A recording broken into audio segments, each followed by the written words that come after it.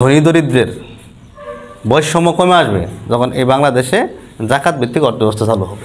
জাকাত ভিত্তিক অর্থব্যবস্থা যখন চালু হবে এই দেশে, তখন সর্বোচ্চ 1 থেকে 1.5-2 বছরের মধ্যেই এই দরিদ্রদের মধ্যে যত বৈষম্য কমে আসবে, মানুষ তত বেশি কী থাকবে, ভালো থাকবে, সচ্ছল থাকবে। ইসলামের স্বর্ণযুগে, উমর রাদিয়াল্লাহু আনহুর যুগে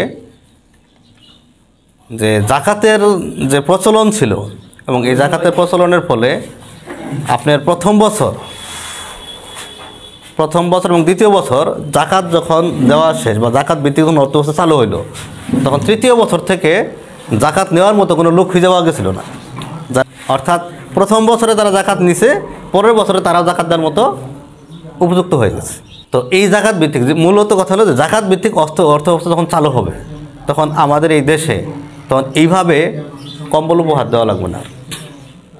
তখন অটোমেটিক্যালি প্রত্যেকেই স্বনির্ভর হয়ে যাবে যার যার জায়গা থেকে। তখন প্রত্যেকেই আগে এই বছর যারা জাকাত আমরা বর্তমানে যেভাবে দেই, এটা কোনো পদ্ধতি নেই, ঠিক আছে?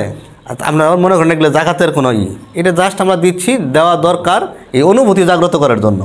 মূলত আমাদের এই কম্বল উপহার দেওয়ার অর্থই না যে আমরা অনেক কিছু করে ফেলতেছি। জাস্ট এই কাজগুলা সরকার বা রাষ্ট্রের করা উচিত ছিল। এই কাজগুলা আমাদের দেশের বিশেষ করে যারা বড় বড় শিল্পপতি, যাদের অডেল সয় সম্পত্তি, ওদের করা উচিত ছিল। বিশেষ করে আপনাদের ফ্যাক্টরি মালিকের খোঁজ নেওয়া দরকার ছিল যে এই ফ্যাক্টরিতে কোন শ্রমিকরা শীতে কষ্ট করতেছে, এই শীতে তাদের অ্যাবিলিটি নাই ভালো পোশাক কেনার মতো, তাদের ছেলে মেয়ে, তাদের পরিবারের পোশাক কেনার মতো, বিশেষ করে এই শীতের পোশাক বা কম্বল কেনার মতো অ্যাবিলিটি নাই। তাদের খবর নিয়ে যদি সম্ভব হইতো, এটা উচিত ছিল ওই ফ্যাক্টরির মালিক যারা, প্রধান ব্যক্তি যারা, কর্তা ব্যক্তি যারা, তাদেরকে এইভাবে মানে তাদের এই অভাব চাহিদা পূরণ করার জন্য তাদের উচিত ছিল।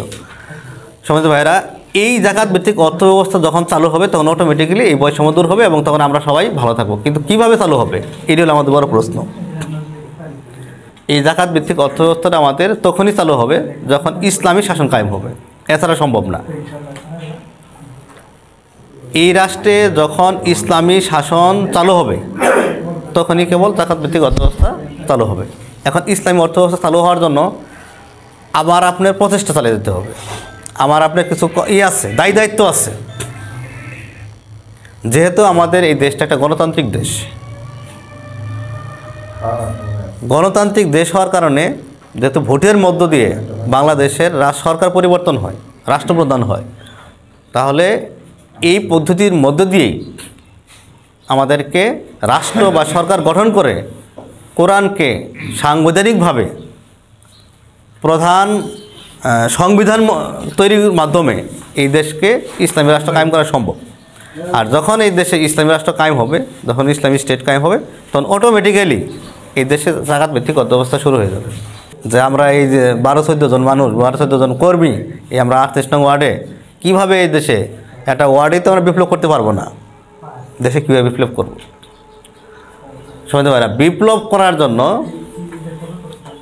ইসলামিক রীতি বা ইসলামের ইতিহাস যেটা বলে, বা আল্লাহ রাসূলের হাদিস যেটা বলে, যে ইসলামিক বিপ্লবের জন্য আপনার কখনো সংখ্যার দিয়ে তুলনা করা হয় নাই।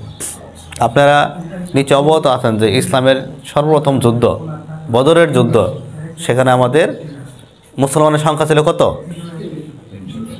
313, আর কাফেরের সংখ্যা ছিল 1000 ছিল।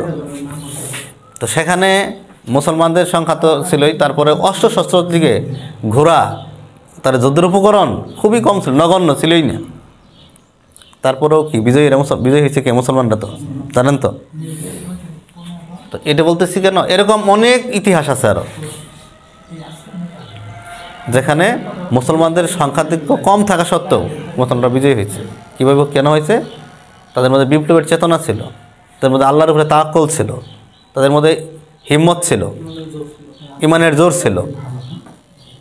তো ইমানের জোর যদি আপনার ভিতরে থাকে, আজকেও আমরা আমাদের এই কম সংখ্যক দিয়ে, সংখ্যা দরকার নাই, আমাদের গুণগত মান দিয়ে কোয়ালিটি দরকার, আমাদের কোয়ান্টিটি দরকার নাই, সেই ইমানের জোর দিয়ে আজও আমাদের বিপ্লব সম্ভব কিনা? কারণ সেই আল্লাহ তো এখনও আছে, যে আল্লাহ আমাদেরকে সেই উহুদের ময়দানে, সেই বদরের ময়দানে সহযোগিতা করছে, আছে না? তো আমরা যদি সেই রকমভাবে নিজেদের ইমানের জোর খাটিয়ে আল্লাহর উপর তাওয়াক্কুল করে যদি আমরা আজও আমাদের কাজগুলো করে দিতে পারি, তাহলে আল্লাহ আমাদের এই কম সংখ্যক দিয়েও বিজয় দান করবেন, আমরা বিশ্বাস করি। তো সেই জন্য আমাদেরকে সর্বোচ্চ যার জায়গা থেকে আমাদের মেধা, যোগ্যতা, আমাদের অর্থ সম্পদ যতটুকু আছে সর্বোচ্চটা দিয়ে এই সংগঠনের, এই দিনের কাজ, এই ইসলামী আন্দোলনের কাজ বিজয়ী হওয়ার জন্য চেষ্টা চালিয়ে যেতে হবে। হয়তো আপনি আমার জীবদ্দশায় দিন প্রতিষ্ঠার কাজ বিজয় নাও হতে পারে, আপনি আমার জীবদ্দশায় ইসলামী আন্দোলনের কাজ বা ইসলামী রাষ্ট্র বা কোরআনের সংবিধান এই দেশে আমরা দেখে নাও দিতে পারি, কিন্তু আপনি আমার দায়বদ্ধতা থেকে আমি আপনি অন্ততপক্ষে আল্লাহর কাছে এতটুকু বলতে পারবো যে আল্লাহ, তোমার দিনের কাজ আমি সর্বোচ্চটা দিয়ে আমি চেষ্টা করে আসছি বাস্তবায়ন করার জন্য। দাওয়াতি কাজ করে দিতে হবে। আমরা পেশির শক্তি দিয়ে যেহেতু আমাদের ক্ষমতা আসতে পারবো না, আমাদের অস্ত্র শস্ত্র সম্ভব না, আমাদের দিনের দাওয়াত দেওয়ার মাধ্যমে, মানুষের নৈতিকতার পরিবর্তনের মাধ্যমে, কোরআনের আলো ছড়িয়ে দিয়ে, হাদিসের আলো ছড়িয়ে দিয়ে তাদেরকে ইসলামের জ্ঞানে দীক্ষিত করে ইসলামের যে শাসন প্রয়োজন এই অনুভূতি জাগ্রত করে তাদের মধ্যে দিয়ে আমাদের কেবল এই দেশে ইসলামী প্রতিষ্ঠা করা সম্ভব। এক আল্লাহর সাহায্য আর আমাদের নৈতিকতার শক্তি, আমাদের শক্তি দুইটি। নৈতিকতার শক্তিকে আমাদেরকে বেশি কাজে লাগাতে হবে এইভাবে যে আমরা আমাদের চরিত্রকে ভালো করব। আল্লাহ রাসূল সাল্লাল্লাহু আলাইহি ওয়াসাল্লাম চরিত্র দিয়ে দাওয়াতি কাজ করছেন, কথার চেয়ে নিজের কাজ দিয়ে দাওয়াতি কাজ করছেন বেশি। এই শ্রমিক কল্যাণ ফেডারেশন কর্মী আমি আপনি আমার চরিত্র দেখে আরেকজন ভাই দেখব এই লোকটা এত ভালো কেন, এই লোকটা সত্য কথা বলে কেন, এই লোকটা কোনোদিন মিথ্যা কথা বলে না, কারো টাকা মারা খায় না, ওয়াদার বর খেলাপ করে না, এই লোকটা তো আগেও খারাপ ছিল, বিড়ি সিগারেট খাইতো, এখন সেটাও করে না, কোনো আড্ডাবাজি দেয় না, কোনো মেয়ের নেশা নাই, কেন এই লোকটা এমন হচ্ছে? বা পরে খোঁজ দিয়ে দেখলো যে এই লোকটা শ্রমিক কল্যাণের কর্মী, শ্রমিক কল্যাণ করে। যখন দেখবে তখন বুঝবে যে না, যেহেতু এই ছেলেটা এত সৎ, এত ভালো, এই ফেডারেশনের কাজ করার কারণেই সে এত ভালো হয়েছে, তখন তার প্রতি আমাদের আগ্রহ বাড়বে, তার তখন বুঝবে যে না, এই সংগঠন ভালো লোক সৃষ্টি করে। তখন আপনি মুখে কথার চাইতে, ওয়াজ নসিহতের চাইতে তখন আমার ব্যক্তিগত আচরণ দিয়ে, আমার ব্যক্তিগত চরিত্র আর কর্ম দিয়ে সে আমাদেরকে আকর্ষিত হয়ে তখন এই সংগঠন আসবে। যতটুকু সম্ভব কাজ আপনি যতটুকুই দেন, সময় আপনি যতটুকুই দেন, শ্রম যতটুকুই দেন, এক আন্তরিকতার সাথে দিতে হবে। আমাদের লক্ষ্য উদ্দেশ্য থেকে কোনোভাবেই শয়তানের বিচ্যুত না করতে পারে আমাদেরকে।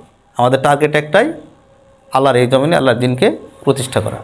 এই প্রতিষ্ঠা আমরা করে দিতে পারি আর নাই পারি, ব্যক্তিগতভাবে আমি যেন সফলতা অর্জন করতে পারি।